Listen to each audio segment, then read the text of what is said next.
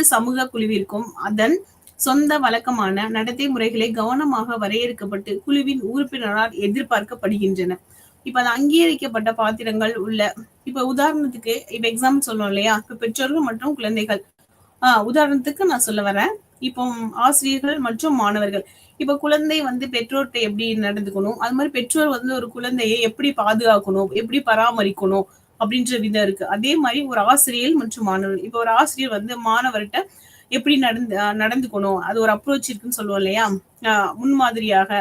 அதே மாதிரி ஒரு மாணவர் வந்து ஒரு ஆசிரியர் பார்த்தா எவ்வளவு மரியாதை கொடுக்கணும், அவங்க என்ன சொல்றாங்க அந்த விஷயத்த நம்ம கேட்கணும், அவங்க கற்றுக் கொடுக்குற ஒரு பாடத்தை வந்து நம்ம எப்படி கத்துக்கணும் அப்படின்ற விஷயம் இருக்கு. அப்போ சமூகமயமாக்கல் மற்றும் குழந்தைகள் மக்கள் மற்றும் சமூக செயல்பாடை விரும்ப வேண்டும். இப்போ வந்து குழந்தைகளோட வந்து ஒரு செயல்பாடுகள், அவர் என்னென்ன விஷயங்கள்லாம் பண்றாங்க அப்படின்றது வந்து அவங்களா தானாகவே வந்து அவங்க இன்ட்ரெஸ்ட் எடுத்து வரணும் அப்படின்னு சொல்ல வராங்க. அப்படி செய்தால் நல்ல சமூக சீர்திருத்தங்களை செய்ய முடியும். இப்போ வந்து இப்படி இந்த வருஷம் இப்ப நம்ம படிக்கணும். இப்போ எப்படி சொல்றது, ஆதி காலத்துல நம்ம என்ன சொல்லுவோம், ஒரு 8th ஸ்டாண்டர்ட் 8ஆம் வகுப்பு வந்து முடித்தாவே நம்ம வந்து ஒரு அரசாங்க உத்தியோகத்திற்கு போக முடியும் அப்படின்ற ஒரு வரைமுறை இருந்தது. ஆனா இப்போ நம்ம ஒரு அரசாங்க உத்தியோகத்திற்கு வந்து நம்ம அது செல்வதற்கே வந்து தகுதி வந்து அடிப்படையில் இருந்தது 3 ஆண்டுகள் வந்து கல்வி வந்து முடிச்சிருக்கணும், கல்லூரி படிப்பு வந்து பட்டப்படிப்பு முடிச்சிருக்கணும் அப்படின்னு நம்ம சொல்றோம்.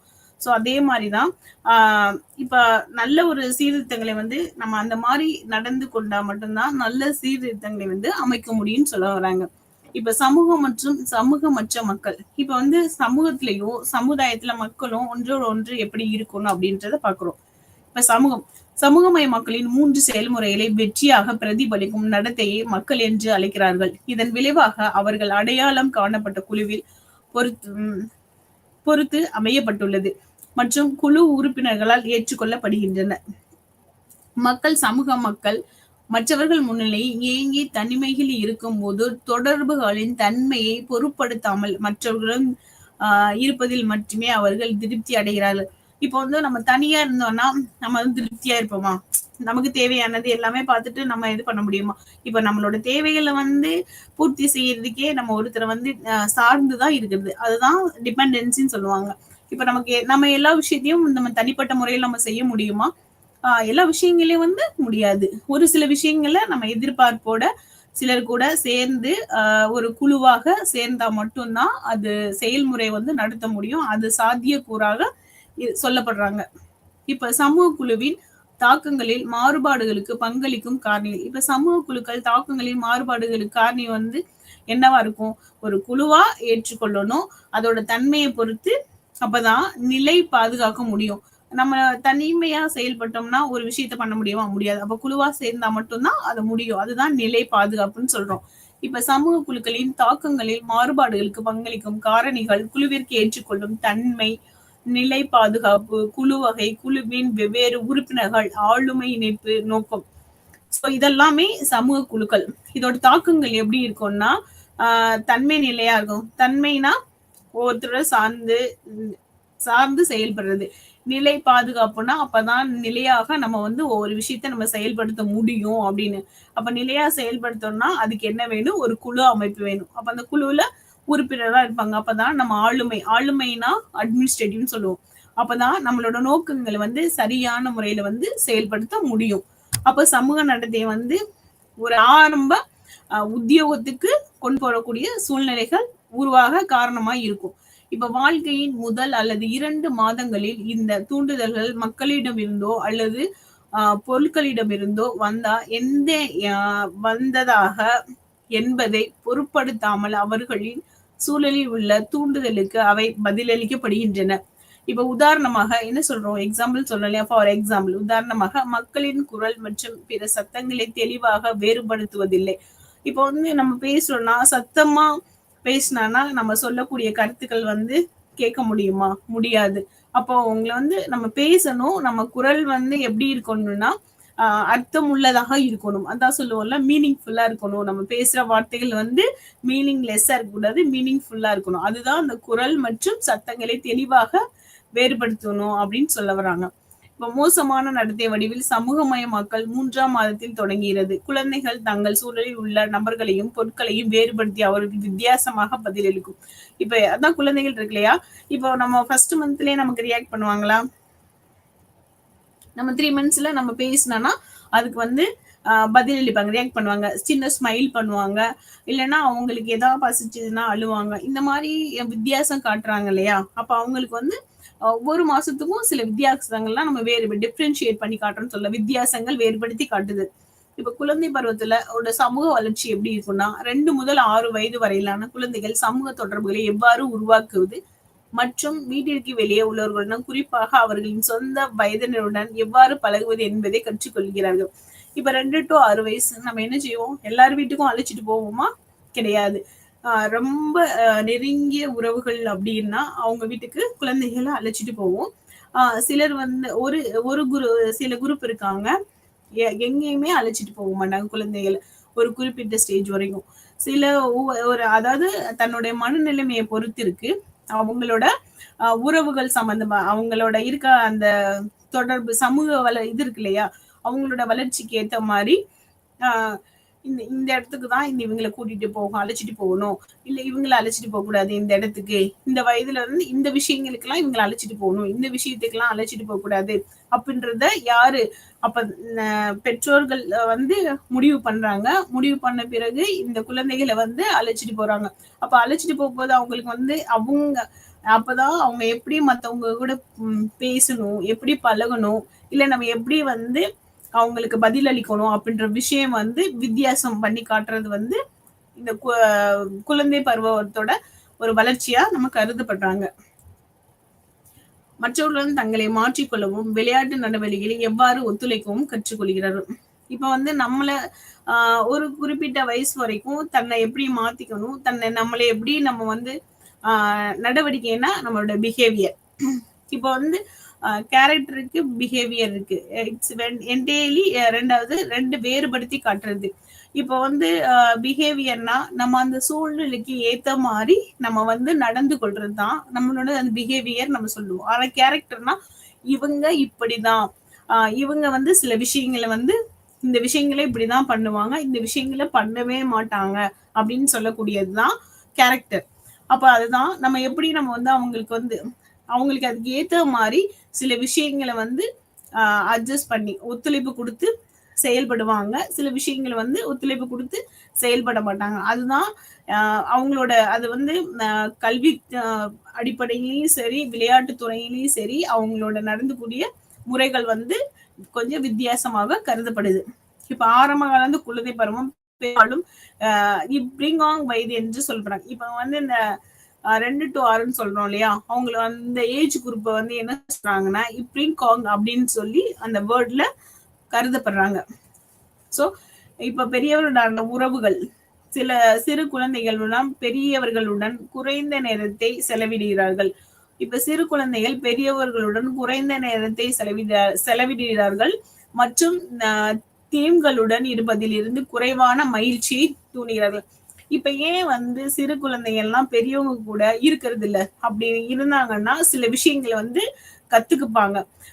இப்ப வந்து அவங்களோட விரும்புறாங்களா, சின்ன குழந்தைய வந்து ரொம்ப வயசானவங்க கூட அவங்களோட ஏஜ் குரூப் இருக்காங்க இல்லையா, அவங்களோட வயதுக்கு உட்பட்டவங்களுக்கு மட்டும்தான் அவங்க சேர்ந்து விளையாடுறது, பேசுறது, பழகுறது, சில விஷயங்கள்லாம் ஏன் சாப்பிடுறது கூட அவங்களோட ஏஜ் குரூப்ல இருக்கவங்க கூட மட்டும் சேர்ந்து உட்கார்ந்தாதான் அவங்க சாப்பிடுன்ற விஷயமே வருது. இது வந்து பிராக்டிக்கலா, இது வந்து செயல்முறையா, இது வந்து நடவடிக்கையில இப்ப இருந்துட்டு இருக்க ஒரு விஷயமா சொல்லப்படுறோம் நம்ம. இப்போ அதே நேரத்துல அவர்களின் சொந்த வயதுடைய விளையாட்டு தோழர்கள் மீதான அவர்களின் ஆர்வம் அதிகரிக்கிறது மற்றும் அவரிடம் இருக்கும்போது இன்ப வடிவம் வலுவடைகிறது. இப்ப அந்த ஏஜ் குரூப் கூட இப்ப ஃபார் எக்ஸாம்பிள் என்ன செய்வாங்க, இப்ப காலேஜ் கல்லூரி படிக்கிற மாணவர்கள் இருக்காங்க, அவங்க வந்து வயதானவங்க கூட எல்லாம் வந்து பேசிட்டு இருப்பாங்களா, இல்ல அவங்க சொல்றத அவங்க கேட்பாங்களா? நம்ம செய்யற விஷயங்கள் நம்ம சரி, நம்ம பண்ற விஷயங்கள் சரி, ஏதாவது சொன்னாங்கன்னா அதுல 100க்கு ஒரு 20% மாணவர்கள் அதை வந்து ஏற்றுக்கொள்கிறார்கள்.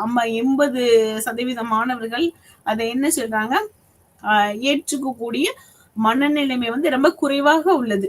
இப்ப தற்கால உள்ள காலகட்டத்துல வந்து சில விஷயங்கள் வந்து மாணவர்களிடையே சொல்லும் போது அவங்க ஏத்துக்கூடிய மனநிலைமை வந்து ரொம்ப குறைவாக உள்ளது இருக்கு. அவங்க ஏத்துக்கக்கூடிய மனநிலைமை இருக்காங்க, ஆனா ரொம்ப குறைவா இருக்குன்றத நம்ம இங்க பதிவிடுறோம். இப்ப குழந்தைகள்னால ஒரு உறவுகள், அவங்க ரிலேஷன்ஷிப், குழந்தைகள் உறவுகள் எப்படி இருக்குன்னா, இப்ப 2 வயதுக்கு முன் சிறு குழந்தைகள் தனிமை அல்லது இணையான விளையாட்டில் ஈடுபடுகின்றன. அவர்களின் தொடர்புகள் முதன்மையாக ஒருவரை ஒருவர் சாரி பின்பற்றுவது அல்லது பார்ப்பது அல்லது ஒருவருக்கு ஒருவர் பொம்மலை எடுக்க முயற்சிப்பது. இப்ப பேசிட்டு பழகிட்டு இருந்தாங்க. இப்ப 2 குழந்தைகள் இருக்காங்க. அவங்க சில விஷயங்கள் வந்து விளையாட்டு பொருள் வச்சிருந்தாங்கன்னா ஒருத்தரோட ஒருத்தர் வந்து பொருட்களை வந்து எடுத்துப்பாங்க. எடுத்துட்டு அவங்களோட விளையாட்டு பொருளை அவங்க வந்து வாங்கிக்குவாங்க, இவங்களோட பொருளை வந்து கொடுப்பாங்க. ஸோ இவங்க வந்து பரிமாற்றம் வந்து கொஞ்சம் அதிகமா இருக்கும். அதனால அவங்களோட சந்தோஷங்கள் கொஞ்சம் அதிகரிக்க வாய்ப்புகள் அதிகம், வலுவடைஞ்சு இருக்கும். ரொம்ப ஸ்ட்ராங்கா இருப்பாங்கன்னு சொல்லக்கூடாங்க. இப்ப ஒத்துழைப்புனா என்ன சொல்றோம்?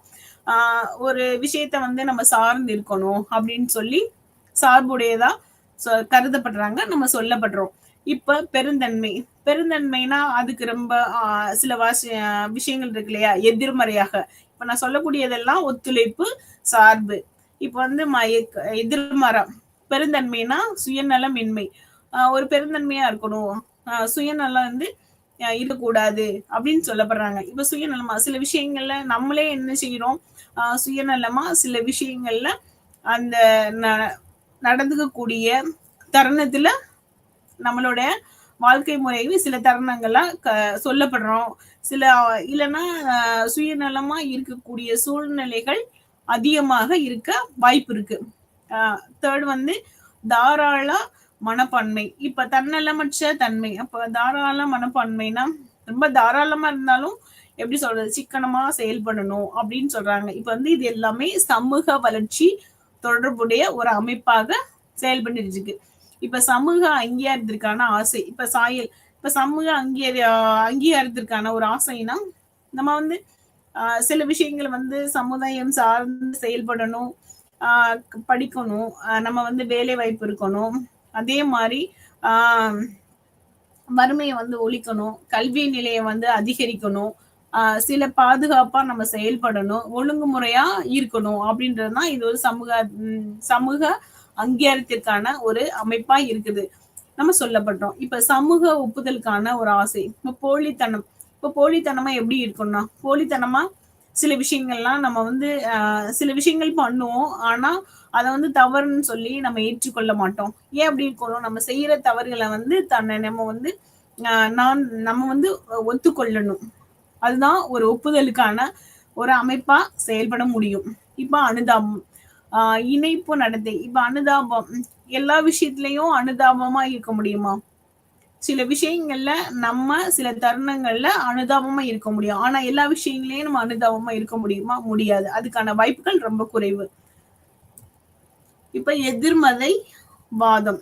இப்ப எதிர்மறை வாதம்னா ஏறுவரிசை நடத்தை. இப்ப எதிர்மறையா இப்ப சில விஷயங்கள் வந்து மக்கள் வந்து செயல்படுறாங்க, அது வந்து எப்படி சொல்றது, வேலை வாய்ப்பா இருக்கட்டும், தேர்தல் முறையா இருக்கட்டும், இல்ல எந்த ஒரு நடவடிக்கையா, இப்ப பஞ்சாயத்து லெவல்ல ஒரு சில விஷயங்கள் வந்து நம்ம பண்றோம்னா அதுக்கு வந்து எதிர்மறையா நம்ம வந்து செயல்பட வேணும். ஸோ அந்த மாதிரி நம்ம வந்து இருந்தா மட்டும்தான் நம்ம சரியான முறையில வந்து பண்ண முடியும். இப்ப எதிர்மறைவாதம் ஏறுதழுவுதல் நடத்தைனா ஏறு வரிசையா சில விஷயங்கள் வந்து நம்ம கொண்டுட்டு போக முடியும், சில இறங்கு வரிசைகளை சில விஷயங்கள் வந்து கொண்டுட்டு போக முடியும். இப்போ வந்து ஆக்கிரமிப்பு, தன்முனைப்பு. ஆக்கிரமிப்புனா எல்லாத்தையும் நம்ம ஆக்கிரமிப்பு பண்ண முடியுமா? முடியாது. அதுக்கான வாய்ப்புகள் குறைவு. இப்போ சண்டை. இப்ப சமுதாயத்துல சில விஷயங்களை வந்து பாரபட்சம், எந்த பாரபட்சமும் இல்லாம இப்ப சண்டை. இப்ப சண்டைனா எப்படி, எதனால வந்து பிரச்சனைகள் எல்லாம் உருவாகுது? இப்ப வந்து கோவில் ஸ்தலங்கள்ல வந்து பிரச்சனைகள் எல்லாம் உருவாக்குறதுக்கு இப்போ ரொம்ப சின்ன சின்ன கிராம பஞ்சாயத்துக்கள்ல, இல்லைன்னா ஒரு பஞ்சாயத்துல ஒரு திருவிழாக்கள் நடக்குது, இப்போ ஒரு கோவில்கள்ல சில விஷயங்கள்லாம் நடக்கும்போது அங்க வந்து பாரபட்சம் பார்க்க கூடாது. பாரபட்சம் பார்க்கப்பட்டால் வந்து அங்க உள்ள பிரச்சனைகள்லாம் அதிகரிக்க வாய்ப்பு இருக்கு. அப்போ சண்டை சச்சரவு இந்த மாதிரி எல்லாம் உருவாகிறதுக்கான ஒரு காரணங்களா அமையக்கூடிய சூழ்நிலை வரும். இப்ப கிண்டல் மற்றும் கொடுமைப்படுத்துதல். சில விஷயங்கள் வந்து இந்த மாதிரி பாலியல் விரோதம் இந்த மாதிரி நடக்கக்கூடாதுன்றத நம்ம வந்து இங்க பதிவிடுறோம். இப்ப குழந்தை பருவத்தின் சமூக வளர்ச்சி. இப்ப எதுக்காக வந்து குழந்தை பருவத்துக்கு வந்து இப்ப சமூக வளர்ச்சினா குழந்தை பருவத்தை மட்டும்தான் நம்ம சொல்ல முடியுமானா இருக்கு சில விஷயங்கள். இப்ப பள்ளி தொடங்கும் போது குழந்தைகள் சமூக உணர்வு வேகமாக வளரும் கொம்பளி யுகத்தில் நுழைகிறார்கள். இப்ப அவங்களோட கல்வி முறைகள் இப்ப அந்த சமூக வளர்ச்சி வந்து எப்படி கொண்டுட்டு வர முடியும்? அப்ப யாருனால அதை கொண்டுட்டு வர முடியும்? ஒரு குழந்தைகள் அந்த குழந்தை பருவத்திலிருந்து பள்ளிகள் மூலமா கல்லூரி. சோ அப்ப அவங்க தானே வந்து அடுத்தடுத்த லெவலுக்கு வந்து மாணவர்களை கொண்டுட்டு வந்து அவங்க சமூக வளர்ச்சியை வந்து நம்ம வந்து முன்னேற்றம் அடைய செய்ய முடியும் இல்லையா? இப்ப குழந்தைகள் சக குழுவில் உறுப்பினர்கள் அல்லது அவர்களின் அணுகுமுறைகள் மற்றும் நடத்தை மீதான குடும்பத்தின் தாக்கங்களில் படிப்படியாக சில மாற்றங்கள் செய்யப்படும். இப்ப வந்து அவங்களோட அணுகுமுறை அப்ரோச்னு சொன்னோம் இல்லையா? இப்ப அப்ரோச்னா அணுகுமுறை எப்படி வந்து சில விஷயங்களை வந்து நம்ம வந்து பார்க்க முடியும், செயல்படுத்த முடியும் அப்படின்ற விஷயங்களை வந்து படிப்படியாக சில மாற்றங்களை வந்து கொண்டு வர முடியும்னு சொல்றாங்க. எதுக்காக? சமூக வளர்ச்சிக்காக. இப்ப குழந்தைகள் குழந்தைகளின் சிறப்பு இயல்புகள். இப்ப உறுப்பினர்கள் தங்கள் ரகசியத்தை பராமரிக்க ரகசிய கடவுச்சொல் தகவல் தொடர்பான குறியீடுகள் அல்லது தனிப்பட்ட மொழியை பயன்படுத்துகிறார். சில விஷயங்கள்ல வந்து தனிப்பட்ட மொழியை வந்து பயன்படுத்த முயற்சிக்கிறாங்க. இப்ப குழந்தை பருவத்துல எப்படின்னா அவங்களோட சொந்த இப்ப நம்ம வந்து இப்ப நம்ம மதிப்பெண் பட்டியல் இருக்கு இல்லையா? இப்ப அதுல என்ன சொல்லுவாங்க, சில வந்து நம்ம உங்களோட என்ன நீங்க உங்களோட லாங்குவேஜ் நீங்க படிக்கிறீங்க இல்ல என்ன நீங்க மொழி பேசுறீங்க அப்படின்னா நமக்கு தமிழ் மொழி தாய்மொழி தமிழ். ஆனா சில நம்மளோட குரூப் மாணவர்கள் இருக்காங்க, அவங்க கேட்டான்னா அவங்க தெலுங்கு பேசுவாங்க. ஆனா அவங்க வந்து கல்லூரியில இருந்து சொல்லுவாங்க நாங்க பேசுறது வந்து தெலுங்கு அப்படின்னு எழுதிடுவாங்க. ஆனா நம்ம அந்த மாதிரி தெலுங்குன்னு வந்து சர்டிபிகேட் மதிப்பெண் பட்டியல்லையோ இல்ல அவங்களோட மாற்று சான்றிதழ்லையோ நம்ம வந்து கொடுக்க கூடாது. அப்ப தமிழ்னா அவங்களோட லாங்குவேஜ் வந்து தமிழ் தான் நம்ம சொல்லப்படுறோம். அதனாலதான் இங்க அதோட சிறப்பு இயல்புகளை வந்து அதை எடுத்துக்காட்டா இங்க நம்ம சொல்லப்படுறோம். இப்ப இந்த குழந்தை பருவ கும்பல்கள் தங்கள் உறுப்பினர்களை அடையாளம் காண முத்திரை தொப்பிகள் கைப்பட்டைகள் அல்லது பிற அலங்காரங்களை பயன்படுத்துகிறார்கள். புதிய உறுப்பினர்களின் திறமை அல்லது உடல் சகிப்புத்தன்மையை சோதிக்கவும் குழுவிற்கு விசுவாசத்தை உருவாக்கவும் ஒவ்வொரு உறுப்பினரும் ஏற்றுக்கொள்ளப்படுகிறார்கள். இப்ப வந்து நமக்கு வந்து சில விஷயங்கள் ஒரு குரூப்பா நம்ம இருக்கோம் ஒரு குழுல. ஆனா நமக்கு வந்து சில திறமைகள் இருக்கு. ஆனா நம்ம வந்து செயல்படுறோம், சரியாக செயல்படுறோம். ஆனா அந்த திறமையை வந்து ஒரு சிலர் இப்ப நம்ம ஒரு இடத்துல வேலை பார்க்கிறோம், அந்த இடத்துல நம்மளோட திறமைகளை வந்து அங்கீகரிக்காத பொழுது அப்ப நம்ம என்ன செஞ்சுட்டு போகணும், சகிப்புத்தன்மையாவும் இருந்துட்டு போகணும். சகிப்புத்தன்மை அட்ஜஸ்ட்மெண்ட். அதே மாதிரி நம்ம சில விஷயங்களை வந்து நம்ம பண்ணும்போது ஒரு வேலையை சரியாகவும் அதுக்கு விசுவாசமாகவும் இருக்கணும்ன்றத நம்ம வந்து யார்கிட்ட நம்ம ஒரு குழுவுல இருந்து நம்ம ஒரு விஷயத்த நம்ம செயல்படும் போது அதெல்லாம் நம்ம ஏத்துக்கணும் அப்படின்றத நம்ம இங்க பதிவிடுறோம். சில சமயங்கள் குமல் தூக்க மனித வளர்ச்சி குறியீடு. இப்ப மனித வளர்ச்சி குறியீடுனா 4 குறியீடுகளை வந்து கணக்கில் கொண்டு 4 குறியீடு இருக்கு. அதை வந்து எப்படி நம்ம சொல்லப்படுறோம்னா மனித வளர்ச்சியில் சராசரி சாதனைகளை அளவிடும் பொழுது ஒரு கூட்டு குறியீடு ஆகும். பிறக்கும் போது ஆயுட்காலம் நிலையான வளர்ச்சி இலக்கு. இப்போ வந்து நம்ம பிறக்கும் போதே நமக்கு வந்து நிலையான வளர்ச்சி இருக்கும் அப்படின்ற ஒரு இது இருக்கா? கிடையாது. நம்மளோட மனித வளர்ச்சி எப்படி இருக்கணும், இந்த குரோத்ல இந்த ஏஜ்ல இருந்து இந்த ஏஜ் வரைக்கும் இப்ப 2 to 6 வரைக்கும் குழந்தை பருவம் அப்படின்றத நம்ம சொல்லப்படுறோம். இப்ப எதிர்பார்க்கப்படும் பள்ளி படிப்பு ஆண்டுகளுக்கு நிலையான வளர்ச்சி இலக்கு. இப்ப நிலையான இலட்சிய நம்ம எப்படி எதிர்பார்க்கப்படுறோம், இந்த வருஷத்துக்கான சதவீதம் வந்து 4.3 இருக்க வேணும்.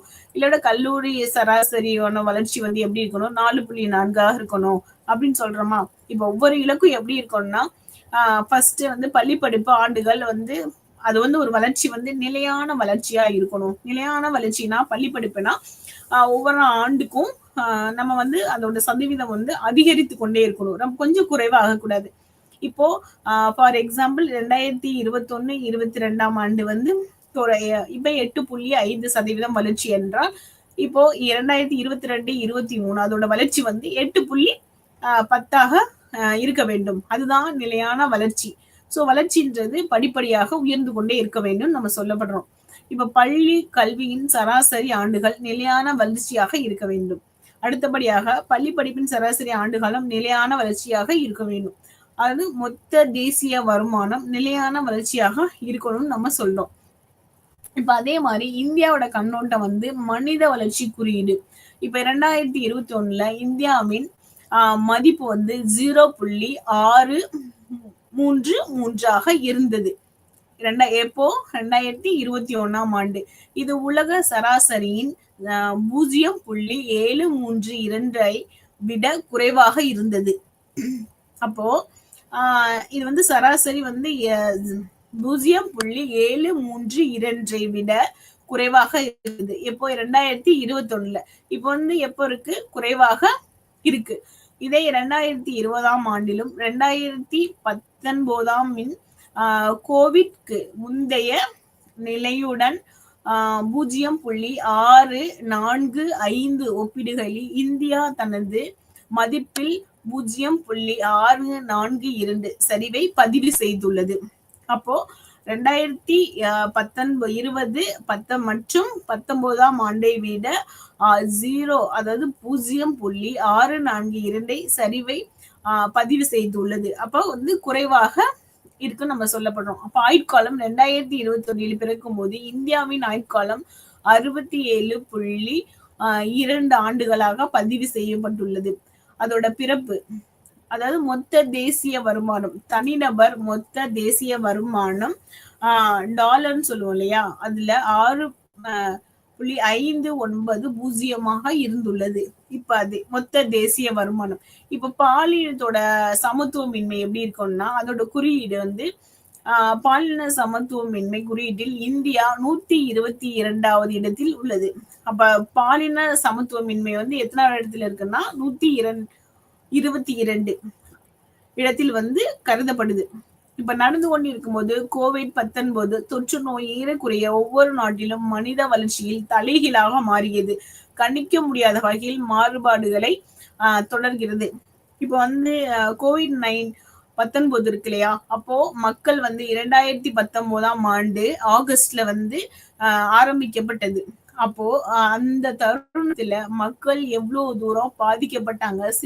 பிறந்த குழந்தை முதல் சிறு குழந்தை முதியவர்கள் வரை இளைஞர்கள் பெண்கள் இவங்க எல்லாருமே இந்த COVID-19 தொற்று நோய்க்கு பாதிக்கப்பட்டு ஒவ்வொரு வருடமும் இறப்பின் விகிதம் ரொம்ப அதிகமா இருந்தது. அதோட தாக்கம் இதனாலே வந்து மனிதனோட மக்கள் தொகை வந்து ரொம்ப தலையிலதான் மோசமாக கணிக்க முடியாத வகையில, அதாவது இந்த விஷயம் இவ்வளவுதான் இறந்திருக்காங்க அப்படின்ற வகையில நம்மளால சொல்லக்கூட முடியாத சூழ்நிலையில வந்து இந்த COVID-19 வந்து இந்த நோயால பாதிக்கப்பட்டு இறந்தவங்கள் அதிகமாக உள்ளனர். இப்ப நடந்து கொண்டிருக்கும் COVID-19 தொற்று நோய் இருக்கிற ஒவ்வொரு நாட்டிலும் மனித வளர்ச்சி கணக்கிட முடியாத வகையில வந்து இந்த விஷயம் நடந்து கொண்டிருக்கு. அதே மாதிரி இந்த COVID-19 நடந்து கொண்டிருந்த தருணத்துல அதுக்கப்புறமாக இப்ப உக்ரைன்ல வந்து போர் வந்தது இல்லையா. இப்ப வந்து எதுக்காக அந்த உக்ரைன் வந்து போர் நடந்து உக்ரைன் மற்றும் பிற இடங்களில் போர் அதிக மனித துன்பங்களை உருவாக்கியது. ஒவ்வொன்றாக அவர்கள் உலகம் முழுவதும் உணரப்பட்ட வாழ்க்கை செலவு நெருக்கடியை தூண்டுகிறார்கள். நிச்சயமற்ற காலங்கள் மற்றும் நிலையற்ற வாழ்க்கையின் படத்தை வரையிருக்கார். இப்ப எதுக்காக வந்து உக்ரைன் மேல வந்து போர் தொட்டாங்க ரஷ்யா? இப்ப வந்து அவங்களோட மனித வளங்கள் வந்து அதிகமாக இருந்தது. அப்ப சோர்சஸ் சொல்லுவோம் இல்லையா, அந்த வளங்கள்லாம் ரொம்ப குறுகிய நாடு, ஆனா வந்து அதுக்கான வளங்கள் அதிகமா இருக்கு. அப்ப அந்த வந்து நம்ம கைப்பற்றணும், அந்த ஒரு விஷயம்தான். அதுக்காக இப்ப வந்து போர் கொடுத்தாங்க. அதனாலேயே நிறைய மனிதர்கள் ரொம்ப எல்லா விஷயங்களுமே வந்து துன்புறுத்தப்பட்டாங்க. அப்ப நிச்சயமற்ற தன்மை புதியல்ல, ஆனால் அதன் பரிணாமங்கள் இன்றும் அச்சுறுத்தும் புதிய வடிவங்களை எடுத்து காட்டுகின்றன. இப்ப மனித வரலாற்றில் இதுவரை கண்டிராத ஒரு புதிய நிச்சயமற்ற தன்மையை உருவாக்கி வருகிறது. இதுவரைக்கும் நம்ம சில விஷயங்கள் பார்க்க முடியாத தருணங்கள் எல்லாம் இப்ப இந்த COVID-19 தொற்று நோய் உக்ரைன் போர் எல்லாம் இப்ப நமக்கு ஒரு பெரிய பாடத்தை கற்றுத்தர போகின்றது. எந்த விஷயமுமே நிலையானது கிடையாது அப்படின்றத இந்த COVID-19 தொற்று நோய் வந்து மக்களிடம் வந்து ஒரு பெரிய தாக்கத்தை வந்து உருவாக்கிடுச்சு. இப்ப மனித வரலாற்றை முன்பெல்லாம் கண்டிராத ஒரு புதிய நிச்சயமற்ற சிக்கலை உருவாக்கியது. அதை உருவாக்குவது 3 நிலையற்ற மற்றும் ஊடாடும் இலைகளாகும். இப்ப மானுடவியலின் ஸ்திரத்தன்மை, கிரக அழுத்தங்கள் மற்றும் ஏற்றத்தாழ்வுகள் அந்த அழுத்தங்களை எளிதாக சமூக மாற்றங்களை பின்தொடர்தல் மற்றும் பரவலான மற்றும் தீவிரமடையக்கூடியதாக செயல்படி கொண்டிருக்கின்றன. இந்த புதிய நிச்சயமற்ற சிக்கலான மற்றும் ஒவ்வொரு புதிய நெருக்கடியும் மனித வளர்ச்சியை தடுக்கிறது மற்றும் உலகெங்கிலும் உள்ள வாழ்க்கையை அமைதியற்றதாக ஆக்குகிறது. இப்போ இப்ப எந்த விஷயமே நிலையானது இல்லை அப்படின்றத நமக்கு மனிதன் உணர்ந்து செயல்பட்டாலும் சில வளர்ச்சியை இப்ப உணர்ச்சியை செயல்படுறாங்க. அதனால அவங்களோட வளர்ச்சி தடுக்கப்படுகிறது. அப்புறம் அவங்களோட வாழ்க்கையும் ஒரு அமைதி, ஒரு பீஸ்ஃபுல்லான லைஃப்னு சொல்லுவோம் இல்லையா, அதான் ஒரு வாழ்க்கை ஒரு அமைதியற்றதாக சொல்லப்படுறாங்க. இப்ப தொற்று நோய்க்கு பிறகு முதன்முறையாக உலகளாவிய மனித வளர்ச்சிக்காக மனித வளர்ச்சியை அளிக்கக்கூடிய ஒரு செயலாக செயல்பட்டு இருக்கு. இப்ப 2021 பல நாடுகள் தொடர்ந்து சரிவை சந்தித்துள்ளன. தொற்று நோய்க்கு முன்பே பாதுகாப்பு இன்மை உணர்வுகள் கிட்டத்தட்ட எல்லா இடங்களும் அதிகரித்து வருகின்றன. இப்ப நமக்கு சேஃப்டி இருக்கா, பாதுகாப்பு இருக்கா? கிடையாது.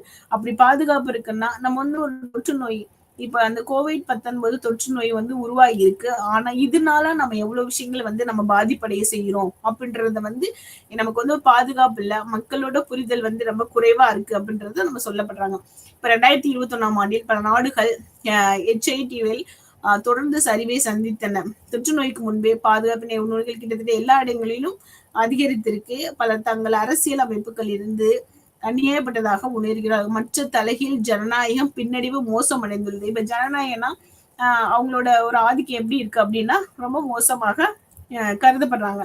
இப்போ ஒரு புதிய நிச்சயமற்ற நிலைகளில் பல நாடுகளை பற்றி கொண்டிருக்கும் போது பாதுகாப்பின்மை, துருவ முனைப்பு மற்றும் வாய்வீச்சு ஆகியவற்றில் ஆபத்தாக உள்ளது. நமக்கு ஒரு சேஃப்டி, பாதுகாப்பு இல்ல, அதிகமாக பேசக்கூடிய தருணமா இருக்கு. நமக்கு ஆபத்துக்கள் அதிகமா இருக்குன்னு நம்ம சொல்லப்படுறோம். எதனால நமக்கு எந்த வளங்களும் ரொம்ப குறைவா இருக்கு, அதே மாதிரி தொழில்நுட்பம் அதிகமா இருக்கு, வளங்கள் குறைவா இருக்கு. அதனால நமக்கு பாதுகாப்பு ரொம்ப குறைவாக இருக்கு.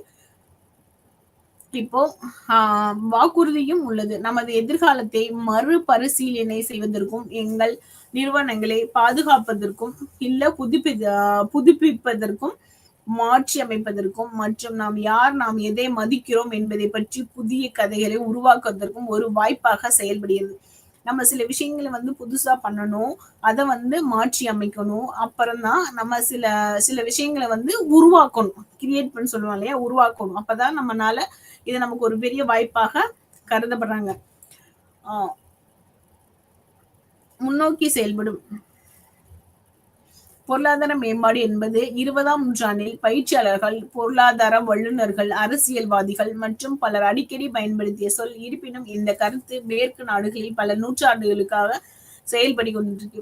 இப்ப பொருளாதார மேம்பாடு சுற்றுச்சூழல் நேரடியான உறவை கொண்டுள்ளது. இப்ப பொருளாதார மேம்பாடு சுற்றுச்சூழல்னா வளிமண்டலம் சொல்லுவோம் இல்லையா, வளிமண்டலங்கள் நேரடி தொடர்பா செயல்பட்டு இருக்காங்க. இப்ப பொருளாதார வல்லுநர்கள், அரசியல்வாதி, பிறர் இவங்க எல்லாமே ஒரு சில விஷயங்களை பல நூற்றாண்டுகளிலேயே மேற்கத்திய நாடுல சேர்ந்து பேச்சுவார்த்தை நடத்தி நம்ம அவங்கள்ட்ட எப்படி நம்ம செயல்படணும், அடுத்த விஷயங்களை என்ன பண்ணணும் அப்படின்றத பத்தி நம்ம சொல்லக்கூடியதா இருக்கணும். இப்ப ஃபர்ஸ்ட் என்ன பார்க்க போறோம்னா நவீனமயமாக்கல். இப்ப நவீனமயமாக்கல் நம்ம சொல்லுவோம்ல, எல்பிஜி, லிபரலைசேஷன், பிரைவேடைசேஷன், குளோபலைசேஷன் சொல்லுவோம். அப்ப லிபரலைசேஷன்னா தாராளமயமாக்கல், பிரைவேடைசேஷன்னா தனியார் மயமாக்கல், இல்ல குளோபலைசேஷன்னா உலகமயமாக்கல். அப்ப நம்ம நவீனமயமாக்கல், அப்ப மேற்கத்திய மயமாக்கல் மற்றும் குறிப்பாக தொழில் மயமாக்கல் ஆகியவை. இது பொருளாதார வளர்ச்சியை பற்றி விவாதிக்கும் போது இப்ப சோசியல் டெவலப்மெண்ட், அதுனா சமூக வளர்ச்சி. இப்ப சமூக வளர்ச்சினா நம்ம இந்த விஷயங்கள் எல்லாத்தையும் நம்ம சொல்லக்கூடியதா இருக்கணும். இப்ப பொருளாதார வளர்ச்சியை பற்றி விவாதிக்கும் போது மக்கள் பயன்படுத்திய பிற சொற்கள். பொருளாதார வளர்ச்சி சுற்றுச்சூழல் நேரடி தொடர்பை கொண்டிருக்கணும்னு சொல்றாங்க, கொண்டிருக்கணும்.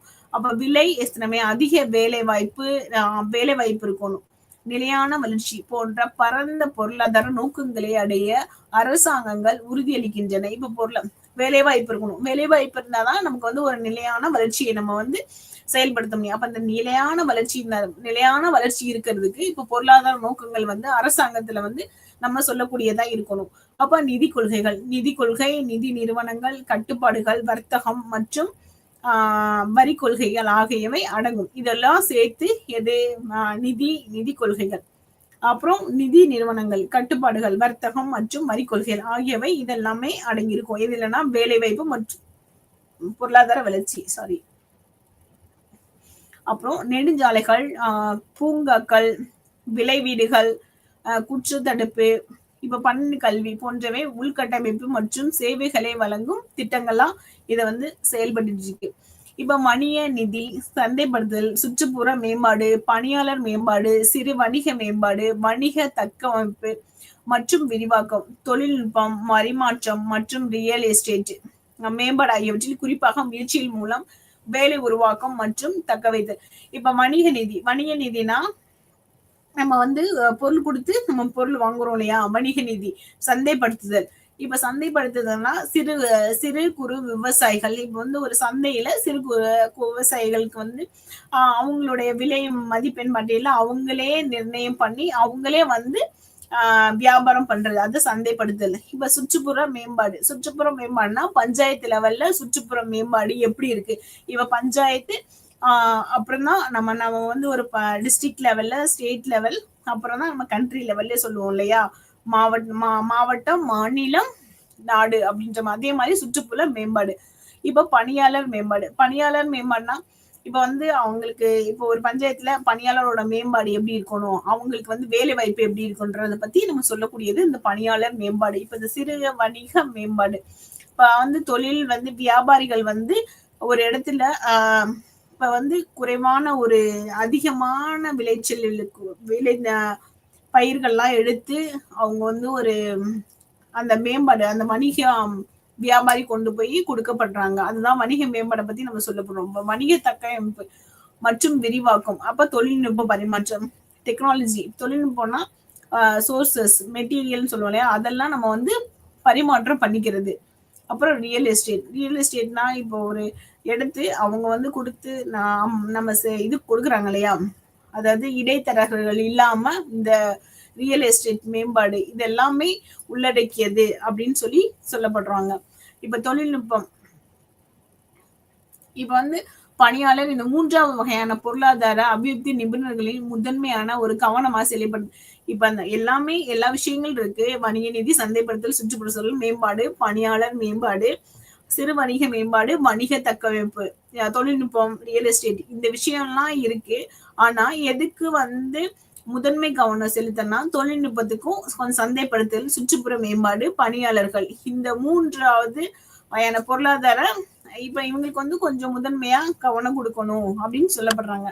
அடுத்து தனிநபர் மொத்த உள்நாட்டு உற்பத்தி, பெருகி வரும் வளர்ச்சி, மக்கள் தொகை, அதை பத்தி. இப்ப தனிநபர் மொத்த உள்நாட்டு உற்பத்தினா நடுப்பகுதி மக்கள் தொகையால் வகுக்கப்படும் மொத்த உள்நாட்டு. இப்ப வந்து தனிநபர் உள்நாட்டு உற்பத்தினா இந்த தனிநபர் மொத்த உள்நாட்டு உற்பத்தி நடுப்பகுதி மக்கள் தொகையால் வகுக்கப்படும் போது நமக்கு கிடைக்கக்கூடியது மொத்த உள்நாட்டு உற்பத்தி.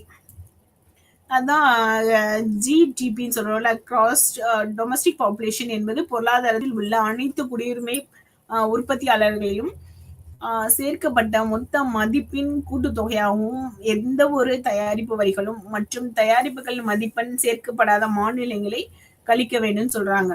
இப்ப சொத்துக்களின் தேய்மானத்திற்காக அல்லது இயற்கை வளங்களின் குறைவு மற்றும் சீரழிவுக்காக விலக்குகள் செய்யாமல் கணக்கிடப்படுகிறது. இப்போ அது என்னென்ன விஷயங்கள்லாம் குறியீடு எல்லாம் வேணும்னா பாலின வளர்ச்சி குறியீடு, பாலின மேம்பாடு குறியீடு, முதன்மை பாலின வளர்ச்சி குறியீடு, பாலின மேம்பாட்டு குறியீடு, மனித வளர்ச்சி சாதனைகளில் பாலின இடைவெளி அளவிடுகிறது. இப்ப பாலின வளர்ச்சி குறியீடு மனித வளர்ச்சி சாதனங்களில் பாலின இடைவெளியை அளவிடுறாங்க. இப்ப இந்த பாலின வளர்ச்சி, பாலின மேம்பாடு, முதன்மையான வளர்ச்சி, பாலின மேம்பாட்டு வளர்ச்சி, இது எல்லாமே வந்து நம்ம சொல்லப்படுறோம். இதுல ஆரோக்கியம், அறிவு மற்றும் வாழ்க்கை திறம் ஆகிய 3 மாறிகளின் மூலம் ஆண்களுக்கும் பாலின வளர்ச்சி குறியீடு, முதன்மை பாலின வளர்ச்சி குறியீடு, பாலின மேம்பாட்டு குறியீடு, மனித வளர்ச்சி சாதனங்களில் பாலின இடைவெளியை அளவிட முடியும் அப்படின்னு நம்ம சொல்லப்படுறோம். இத வந்து எப்படி நம்ம இந்த ஆரோக்கியம், அறிவு, வாழ்க்கை தரம் இதெல்லாம் நம்ம சொல்லப்படுறோம்னா, 3 மாறிகளின் மூலம் ஆண்களோட வளர்ச்சிக்கும், அவங்களோட குறியீடுக்கும், முதன்மை பாலின வளர்ச்சி குறியீடுக்கும், பாலின மேம்பாட்டு குறியீடுக்கும், இப்ப மனித வளர்ச்சி சாதனங்கள்ல வந்து பாலின இடைவெளி வந்து அளவிட முடியும். இப்ப ஆரோக்கியம்னா எதை சொல்லப்படுறோம் நம்மனா, இப்ப வந்து குழந்தை வந்து இந்த வயதுல இருந்து இந்த வயது வரைக்கும் ஆரோக்கியமா இருக்கணும் அப்படின்னு நம்ம சொல்லப்படுறோம். 2வது இப்ப சமூக வளர்ச்சி நம்ம பார்த்திருக்க வந்து சமூக வளர்ச்சி, பொருளாதார வளர்ச்சி, சமூகம், சோசியல் டெவலப்மெண்ட்னா சமூக வளர்ச்சி. இப்ப சமூகம்னா நம்ம எதை பத்தி நம்ம சொல்லப்படுறோம்? இப்ப வந்து மக்கள் வந்து ஒரு சரியான முறையில வந்து செயல்படணும். அவங்க வந்து இந்த விஷயங்கள்லாம் பண்ணணும், இந்த விஷயங்கள்லாம் பண்ணக்கூடாது அப்படின்றது சமூக வளர்ச்சி. அப்புறம் வந்து நம்மளோட வாக்குரிமை, ஓட்டுரிமை. இப்ப வந்து வாக்குரிமை இருக்கு இல்லையா, நம்ம வந்து இந்த வயதுல வந்து நம்ம வந்து ஓட்டு போடணும், நமக்கு இந்த வாக்குரிமை அளிக்கணும். அப்ப அந்த வாக்குரிமை அளிக்கிறதுக்கு வயது வந்து 18. அப்ப அதை வந்து நம்ம எதுல சொல்லுவோம்? சமூக வளர்ச்சி, சோசியல் டெவலப்மெண்ட் சொல்லுவோம். அப்ப அந்த சமுதாய வளர்ச்சின்னு சொல்லுவோம். அப்ப படிக்கணும், அது வேலை வாய்ப்பு இருக்கணும், வறுமை ஒழிப்பு இருக்கணும் அப்படின்றது. அப்ப எல்லோருக்கும் வேலை வாய்ப்பா? சிலர் வந்து நம்ம எல்லாம் இப்ப வந்து நம்ம 4 செக்டர்னு சொல்லுவோம். எப்படி சொல்லுவோம்? சோசியல், எக்கனாமிக், பொலிட்டிக்கல், கல்ச்சரல்னு சொல்லுவோம். அப்ப சோசியல்னா சமுதாய பத்தி நம்ம சொல்லக்கூடியது. அதே மாதிரி எக்கனாமிக், இப்ப எக்கனாமிக் ஃபேக்டர்னா பொருளாதார வளர்ச்சி. இப்ப பொருளாதார வளர்ச்சி எப்படி இருக்கணும்னா, மக்கள் வந்து இந்த விஷயங்களை வந்து நம்ம சோர்சஸ் எல்லாம் செயல்படணும். நம்ம இந்த விவசாயத்தை இந்த வந்து கல்டிவேட் பண்றது, கல்டிவேட்னா விவசாயத்துக்கு வந்து முக்கியத்துவம் கொடுக்கணும். அப்ப நம்மளோட வணிகத்துறைக்கு வந்து முக்கியத்துவம் கொடுக்கணும். அப்ப அந்த விவசாயத்துக்கு முக்கியத்துவம் கொடுக்கணும். எங்க வந்து சந்தைப்படுத்தணும், இல்ல எவ்வளவு அமௌண்ட் நம்ம கொடுக்கணும், அதை வந்து நம்ம செயல்படுத்தணும் அப்படின்றத பத்தி இந்த எக்கனாமிக் வளர்ச்சியில நம்ம வந்து சொல்லப்படுறோம். அதே மாதிரி பொலிட்டிக்கல்னா அரசியலோட அமைப்பு. அரசியல் அமைப்புனா எழுதப்பட்ட அரசியலமைப்பு சொல்றோம், எழுதப்படாத அரசியலமைப்பு சொல்றோம். எழுதப்பட்ட அரசியலமைப்புல இருந்து மொத்தம் நம்ம வந்து ஷரத்துக்கள் 399. இப்போ உள்ளது தற்பொழுது இருக்கிறது வந்து மொத்தம் ஷரத்து வந்து 419.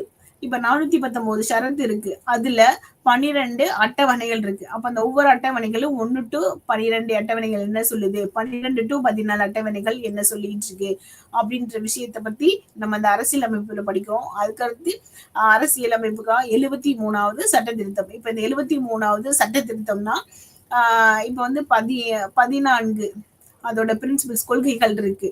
அதே மாதிரி அரசியல் அமைப்போடது. அப்ப அந்த அரசியல் 14 கொள்கைகளும் என்ன இருக்கு, என்ன வந்து கருத்துக்கள் வந்து உள்ளடக்கி இருக்கு அப்படின்றத பத்தி நம்ம சொல்லக்கூடியது இந்த பொலிட்டிக்கல் கல்ச்சர். அப்புறம் 43வது சட்ட திருத்தம், 44வது சட்ட திருத்தம், 63வது சட்ட திருத்தம், 64வது சட்ட திருத்தம். அப்ப இந்த இதெல்லாமே சேர்த்து 73வது சட்ட திருத்தம். இப்ப இந்த 73வது 73rd கான்ஸ்டிடியூஷன் அமெண்ட்மெண்ட் நம்ம சொல்லப்படுறோம். இதுதான் எழுதப்பட்ட அரசியலமைப்பு, எழுதப்படாத அரசியலமைப்பு. இப்ப எழுதப்பட்ட அரசியலமைப்புன்னு என்ன, எழுதப்படாத அரசியலமைப்புன்றத பத்தி வரையறுக்கக்கூடியது இந்த பொலிட்டிக்கல் ஃபேக்டர் சொல்றோம். இந்த அரசியல் அமைப்போட கருதப்படுது. இப்ப எதுக்காக? அடுத்து கல்ச்சரல் அமைப்பு. கல்ச்சரல்னா கலாச்சார அமைப்பு. கலாச்சார அமைப்புனா ஒரு கலாச்சாரம்னா இப்ப நம்ம வந்து ஆடைகள்ல மட்டும்தான் கலாச்சாரம் கிடையாது. அதுல வந்து நம்ம கல்வியிலையும் சரி, பொருள்லையும் சரி, நடவடிக்கைகளை, செயல்முறைகளை, இந்த எல்லாரையும் சார்ந்ததுதான் இந்த கல்ச்சரல் அமைப்பு, இந்த கலாச்சார அமைப்புன்னு நம்ம சொல்லப்படுறோம்.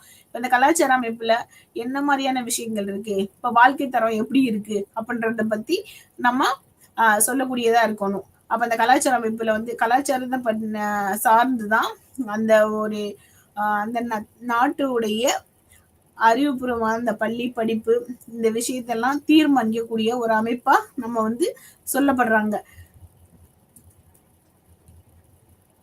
இப்ப இந்த பொருளாதார அமைப்பு இருக்கு இல்லையா, இந்த நம்ம வந்து இந்தியாவோட இந்தியாவோட கண்ணோட்டம், இந்த மனித வளர்ச்சி குறியீடு. இந்த மனித வளர்ச்சி குறியீடுல வந்து நம்ம வந்து எதுக்காக இந்த 4 ஃபேக்டர்ஸும் நான் சொல்லியிருக்கேன் அப்படின்னா, அரசு ஃபர்ஸ்ட் வந்து சமூக வளர்ச்சி, அ பொருளாதார வளர்ச்சி, அரசியல் அமைப்பு, 4வதாக கலாச்சார அமைப்பு. இந்த 4 விஷயத்தையும் சொல்லக்கூடியது தான் சோசியல் டெவலப்மெண்ட், அதாவது சமூக வளர்ச்சி மற்றும் பொருளாதார வளர்ச்சியை பத்தி நம்ம சொல்லப்படுறாங்க. இப்ப இந்த பொருளாதார வளர்ச்சி என்பது இப்ப மனித வளர்ச்சி குறியீடை பத்தி நம்ம சொல்லப்படுறோம். இந்தியாவோட கண்ணோட்டத்தை பத்தி நம்ம சொல்ல போறோம். இந்தியாவுடைய கண்ணோட்டம் வந்து மனித வளர்ச்சி குறியீடை வந்து நம்ம எப்படி கருதப்படுறோம்.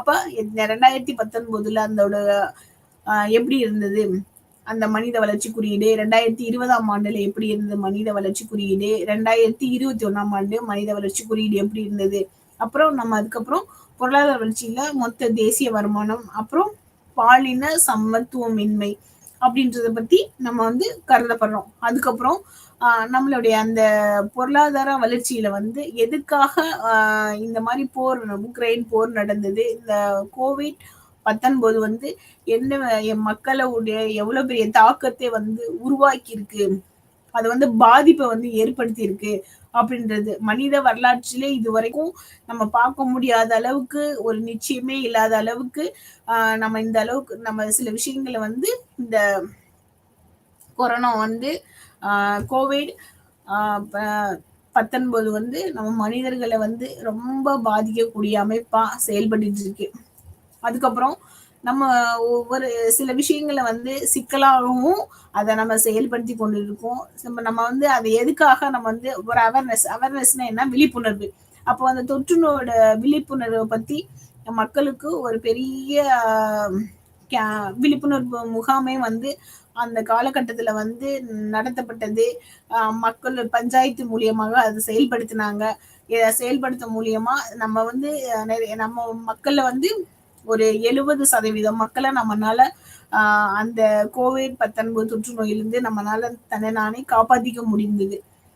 இப்ப அதே மாதிரி 2019 வந்து மக்கள் தொகை வந்து குறைவாக இருந்தது. ஆனா இப்ப 2022 வந்து அது வந்து கொஞ்சம் வந்து நம்ம 21-22ஆம் ஆண்டுல வந்து மக்கள் தொகையோட ஒரு பெரிய சரிவு வந்து கொடுக்கப்பட்டது. எந்த சர்வேல 2021ஆம் சர்வேல வந்து கொடுக்கப்பட்டது. இப்போ பொருளாதார மேம்பாடு எதுக்காக இந்த 3 விஷயங்கள்ல வந்து எக்கனாமிக் அதாவது பொருளாதார மேம்பாடை பத்தி நான் அதிகமா சொல்லப்படுறேன்னா, இந்த 20ஆம் நூற்றாண்டுல வந்து பயிற்சியாளர்னா ட்ரைனர்ஸ், அப்போ பொருளாதார வல்லுநர்கள், இப்ப அவங்க வந்து அரசியல்வாதிகள், இவங்க எல்லாமே மேற்கத்திய நாடு கூட வந்து தொடர்பு வந்து அதிகமாக இருந்தது. எதுக்காக நம்ம வந்து வணிகத்தை வந்து மேம்படுத்தணும், அதுக்கப்புறம் பொருளாதார மேம்படுத்துறோம். பொருளாதாரத்தை எப்படி மேம்படுத்த முடியும் நம்மனால, நம்ம வந்து அதிகமாக சந்தைப்படுத்தணும். சந்தைப்படுத்துறதுக்கு நமக்கு வந்து வளங்கள் என்ன வேணும், விவசாயத்தை அமைப்பை எப்படி ஏற்படுத்தணும், இந்த மாதிரி எல்லாம் ஒவ்வொரு செயலையும் நம்ம கொண்டுட்டு வரும்போது நமக்கான ஒரு சூழ்நிலையில வந்து உருவாக்கணும். அப்ப உருவாக்கணும்னா சிறு அமைப்பாக சேர்ந்து ஒரு குழுவாக ஒரு பெரிய அமைப்பை வந்து உருவாக்கக்கூடிய ஒரு செயல்பாடுகள் தான் இந்த பொருளாதார மேம்பாடுன்னு சொல்றோம். இப்ப இந்த பொருளாதார மேம்பாடுல வந்து சிலர் வந்து ஒவ்வொரு விஷயத்தையும் நம்ம எப்படி வந்து நான் சொன்னேன் இல்லையா லாஸ்ட் டைம், லிபரலைசேஷன், தனியார் மயமாக்கல், தாராளமயமாக்கல், உலகமயமாக்கல். இப்ப தனியார் மயமாக்கல் எப்படி நம்ம கொண்டுட்டு வர்றது, தனியார் மயமாக்கல். இப்ப தாராளமயமாக்கலை நம்ம எப்படி உருவாக்குறோமோ அதை சார்ந்துதான் தனியார் மயமாக்கணும். இப்ப தனியார் மயமாக்குறதுக்கு நமக்கு என்னென்ன வளங்கள்லாம் வேணும். ஸோ கேபிட்டல்னா என்ன, மூலதனம். இப்ப மூலதனம் இருக்கணும். மூலதனம் எப்படி நம்ம கொண்டு வர முடியும், மூலதனம் இருக்கணும், கேபிட்டல் இருக்கணும், இன்வெஸ்ட்மெண்ட்னா இப்ப வந்து நம்ம கொடுக்கணும். ஃபர்ஸ்ட் நம்ம வந்து அதை செயல்படுத்தணும். அதுக்கப்புறம் மூலதனம் வேணும். மூலதனம் தான் ப்ராஃபிட் கிடைக்கும், லாபம் கிடைக்கும். அது மூலியமா தான் நம்ம ஒவ்வொரு விஷயத்தையுமே செயல்படுத்த முடியும். அப்ப நம்ம வந்து எல்லாத்துக்கும் கொடுக்க முடியும்னா ஸ்ப்ரெட் பண்றேன்னு சொல்லுவோம் இல்லையா, அப்ப வந்து பகிர்ந்து கொடுக்க முடியும் ஒவ்வொரு விஷயத்தையும். அதுதான் நம்மள வந்து குளோபலைசேஷன் சொல்லுவோம். குளோபலைசேஷன்னா அதுக்கு என்னென்ன செயல்படணும்? பொருளாதார அமைப்பு, சமூகம், கலாச்சார அமைப்பு, அரசியல் அமைப்பு, இவங்க 4ம் இந்த அமைப்புகளும் ஒன்றிணைந்தா மட்டும்தான் இந்த குளோபலைசேஷன், அதாவது உலகமயமாக்கலை வந்து கொண்டுட்டு வர முடியும். இப்ப உலகமயமாக்கலுக்கு இந்த 4 செக்டார் மட்டும் போதுமா அப்படின்னா, அந்த 4 செக்டார்லயுமே உள்ளடங்கியதாக இருக்கப்படும். அப்பதான் நம்ம வந்து நவீனமயமாக்கல், நம்ம வந்து பொருளாதார வளர்ச்சியை வந்து செயல்படுத்த முடியும். இப்ப வந்து இப்ப இந்த வேலை வாய்ப்புன்னு சொல்றோம் இல்லையா, இந்த வேலை வாய்ப்பு வந்து எப்படி இருக்கணும்னா, பொருளாதார வளர்ச்சி வந்து ஒரு நிலையான வளர்ச்சியை வந்து கொண்டுட்டு வர முடியும். அதுக்கப்புறம் பொருளாதார நோக்கத்தை வந்து அடைய முடியும். இப்ப பொருளாதார நோக்கத்தை வந்து எப்படி அடைய முடியும்னா, வேலை வாய்ப்பு இருக்கணும். வேலை வாய்ப்புக்கு என்ன வேணும்? குறிப்பிட்ட சரியான ஒரு தகுதி வேணும். அவங்க வந்து இன்வெஸ்ட்மெண்ட், அது கேபிட்டல் மாதிரி ஒரு மூலதனம். வேலை வாய்ப்புன்றது ஒரு பெரிய மூலதனம். அப்ப அந்த மூலதனத்தை வந்து எப்படி இருக்கணும்னா, ஒரு நிலையான வளர்ச்சியாக நம்ம வந்து கருதப்படணும். அப்பதான் பொருளாதார நோக்கங்களை வந்து நம்ம ஒரு பெரிய அமைப்பாக செயல்படுத்த முடியும். அந்த அரசாங்கத்துக்கும் நம்ம வந்து கொடுக்க முடியும்னு சொல்றாங்க. அது சார்ந்துதான் நிதி கொள்கை, நிதி நிறுவனங்கள், கட்டுப்பாடுகள், வர்த்தகம் மற்றும் வரி கொள்கைகள் ஆகியவை உள்ள. இப்ப நிதி கொள்கைனா இப்போ வந்து நம்ம லாஸ்ட் கிளாஸ்லயே பார்த்திருக்கோம். நிதி கொள்கைனா சோசியல் பாலிசிஸ் ப்ரோக்ராம். அப்ப வந்து சோசியல் நம்ம பாலிசி வேற, ப்ரோக்ராம்ஸ் வேற, அப்போ ஸ்கீம் வேற. இப்ப 100 நாள் வேலை வாய்ப்பு திட்டம் இருக்கு இல்லையா, அத வந்து நம்ம வந்து இப்ப பாலிசி சொல்லுவோமா, இல்ல ஸ்கீம் சொல்லுவோமா, இல்ல ப்ரோக்ராம்ஸ் சொல்லுவோமா?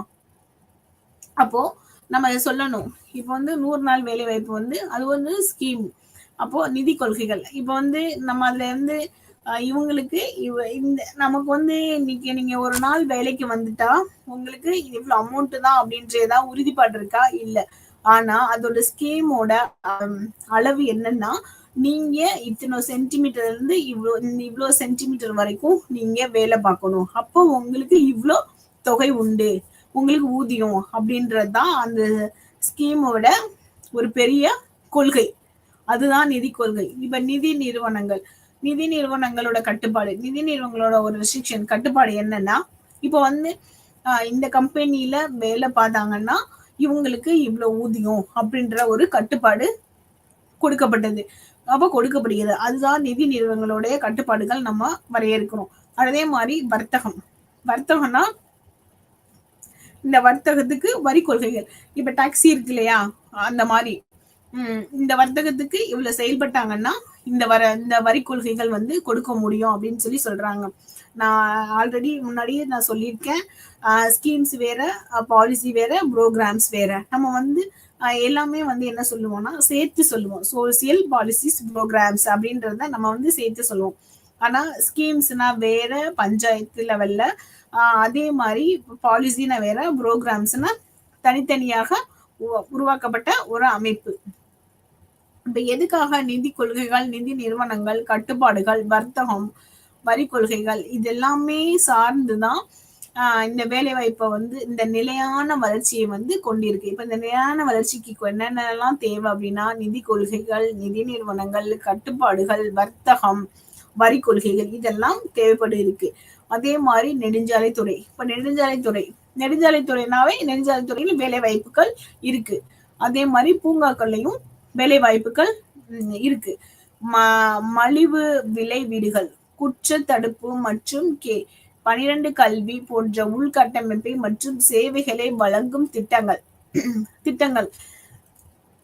இப்ப வணிக நிதி, சந்தைப்படுத்துதல், சுற்றுப்புற மேம்பாடு, பணியாளர் மேம்பாடு, சிறு வணிக மேம்பாடு, வணிக தக்கவைப்பு மற்றும் விரிவாக்கம், தொழில்நுட்பம், பரிமாற்றம், ரியல் எஸ்டேட்.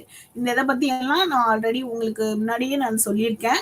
இப்ப வணிக நிதி அப்படின்னா, வணிக நிதியில வந்து ஒரு அமைப்பு சந்தைப்படுத்தணும். இப்ப வணிக நிதினா டாக்ஸி பே பண்றோம்ல, இப்ப சந்தைப்படுத்தல் நான் சொல்லியிருக்கேன் இந்த கிளாஸ்ல. இதுக்கு முன்னாடி நம்ம டிஸ்கஸ் பண்ணியிருக்கோம். சிறு விவசாயிகள், குறு விவசாயிகள் இவங்க எல்லாமே அவங்களே வந்து சந்தைப்படுத்தி இப்போ பஞ்சாயத்து லெவல்ல என்ன சொல்றோம்னா சிறு சிறு இப்போ ஒவ்வொரு ஏரியாவுலயும் கிராமங்கள்ல குக்கிராமங்கள்ல எல்லாம் ஒவ்வொரு நாளும் ஒவ்வொரு சந்தை வந்து சந்தைப்படுத்துதல்னு சொல்லுவாங்க. சந்தை அப்படின்னு சின்ன சின்ன வியாபாரிகள் இருக்காங்க இல்லையா, சிறு குறு விவசாய வியாபாரிகள் அவங்களை வந்து சந்தைப்படுத்துவாங்க. அவங்களே அவங்களோட வயல்ல பறிச்சுட்டு வந்து அவங்களே வந்து விலைய நிர்ணயம் பண்ணி வியாபாரம் செய்வாங்க.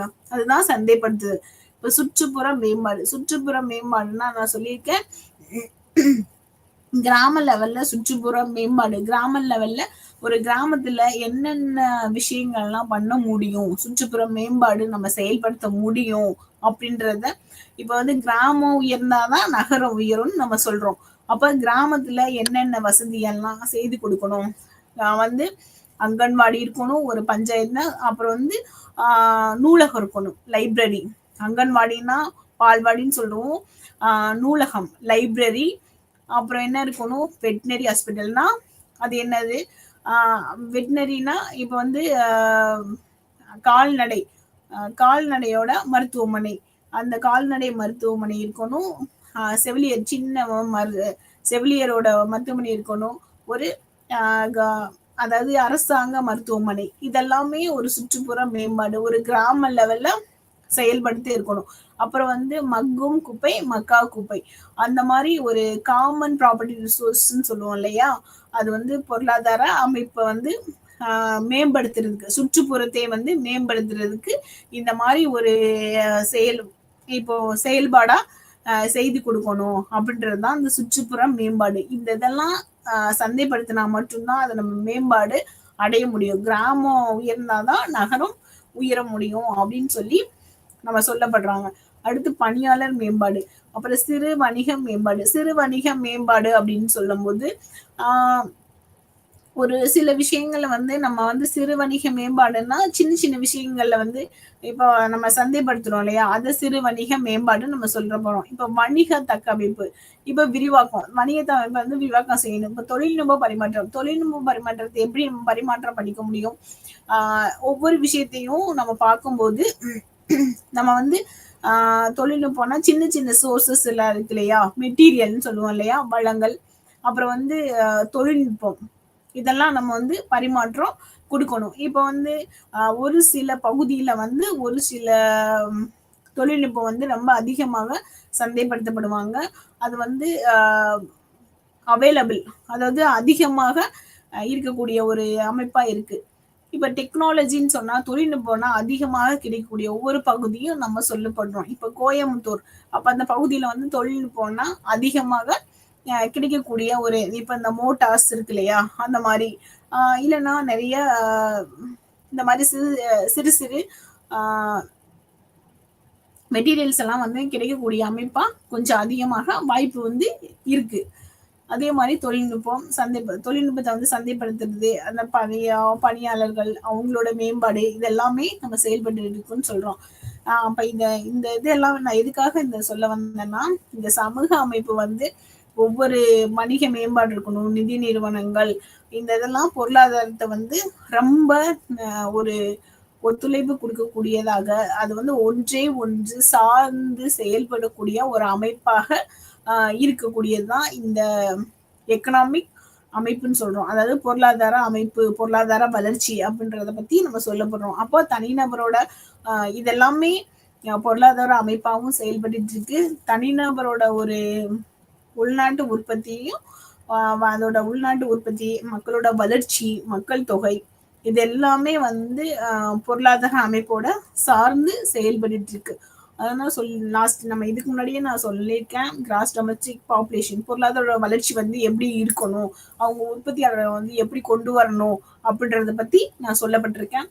அப்புறம் அவங்க வரியோட அமைப்பு, இந்த அவங்க மாநிலத்தோட அமைப்பு, இதெல்லாமே சேர்த்து ஒரு தேய்மானத்திற்கு குறைவாக இதெல்லாம் சேர்த்து வந்து சொல்லக்கூடிய ஒரு அமைப்பா இருக்கு. பாலினத்தோட வளர்ச்சி, பாலினோட மேம்பாடு, அப்புறம் பாலின வளர்ச்சி குறியீடு மேம்பாடு, அப்புறம் பாலின மேம்பாட்டு குறியீடு, அப்புறம் வந்து பாலின வளர்ச்சி குறியீடு, மனித வளர்ச்சிக்கான சாதனைகள், இப்ப அவங்களோட இடைவெளி, இது எல்லாமே வந்து பொருளாதார அமைப்பாக சேர்ந்ததாக இது கருதப்படுறாங்க. அப்புறம் ஆரோக்கியம், அறிவு, வாழ்க்கை தரம். இப்ப நம்ம ஆரோக்கியம் மட்டும் நம்ம பொருளாதார அமைப்புக்கு மனித வளர்ச்சி குறியீடு மட்டும் போதுமா, மனித பாலின மேம்பாடு மட்டும் போதுமா அப்படின்றத நம்ம சொல்ல முடியுமா? முடியாது. அப்ப அதுக்கு என்ன வேணும்? ஆரோக்கியம் வேணும், அறிவு வேணும், வாழ்க்கை தரும். இப்ப ஆரோக்கியம்னா நம்ம ரொம்ப ஹெல்த்தியா இருக்கணும் அப்படின்றது. நோய் நொடி இல்லாம இருக்கணும். அதுதான். இப்ப நோய் நொடி இல்லாம பாடி மட்டும் இருந்தா போதுமா? உடல் அமைப்பு மட்டும் இருந்தா போதுமா? அது வந்து எந்த பயன்பாடா பயனுள்ளதா இருக்குமா? இல்ல. அப்ப அறிவு சார்ந்தும் நம்ம இருக்கணும். அப்ப ஆரோக்கியமா இருக்கணும், அறிவு சார்ந்து. அறிவு மட்டும் இருந்ததுன்னா அது வந்து நமக்கு பகுத்தறிவு. நமக்கு வந்து எது பாசிட்டிவ், அதாவது எது நன்மை, எது தீமை என்று அறியக்கூடிய அமைப்பாக செயல்பாடா நமக்கு இருக்கணும் அறிவு. அதே மாதிரி நம்ம நாலேஜபிளா, ரொம்ப நாலேஜ்னா எப்படி சொல்றது, எல்லாருனாலையும் வேலை பார்க்க முடியும். ஆனா நம்ம எப்படி இதை வந்து இந்த விஷயத்த இதுல இருந்து வேறுபடுத்தி எப்படி காட்டணும் அப்படின்ற விஷயத்த நம்ம வந்து ரொம்ப அறிவு கூர்மையா இருக்கணும். அதுதான் ரொம்ப ஸ்மார்ட்னு சொல்லுவோம் இல்லையா. எல்லாருனாலையும் ஒர்க் பண்ண முடியும், எல்லாருனா வேலை பார்க்க முடியும். ஆனா ஒரு சில விஷயங்களை நம்ம எப்படி பண்ண முடியும் அப்படின்றத வந்து நம்ம செயல்பட்டா முடியும்னா நம்மளோட வாழ்க்கை தரம் வந்து உயர முடியும். அதுக்குதான் ஆரோக்கியம் வேணும், அறிவு வேணும், வாழ்க்கை தரம் வேணும். இந்த 3 மாதிரிகளையும் இணைக்கக்கூடியதுதான் இந்த பாலின வளர்ச்சி குறியீடு. இப்ப வந்து ஆரோக்கியமா இருக்கும் அறிவு. அறிவுன்னா எப்படி? அறிவு சார்ந்து நம்ம ஒரு விஷயங்கள் வந்து நம்ம பண்ணும்போது நம்ம வந்து வாழ்க்கை தரம் வந்து உயர முடியுன்றத இந்த பாலின வளர்ச்சி குறியீடு மூலியமா, இது பொருளாதார வளர்ச்சி குறியீடு மூலமா நம்ம வந்து செயல்பட முடியும். செயல்பட்டு கொண்டிருக்காங்க. இதான் மனித வளர்ச்சி சாதனைகளில் பாலின இடைவெளியை அளவிடுகிறது. அப்பதான் நம்ம வந்து ஒருத்தருக்கு ஒருத்தர் வந்து வேறுபடுத்தி காட்டக்கூடிய மனித வளர்ச்சி சாதனைகள்ல ஒரு குறியீடாக நம்ம சொல்லப்படுறோம்.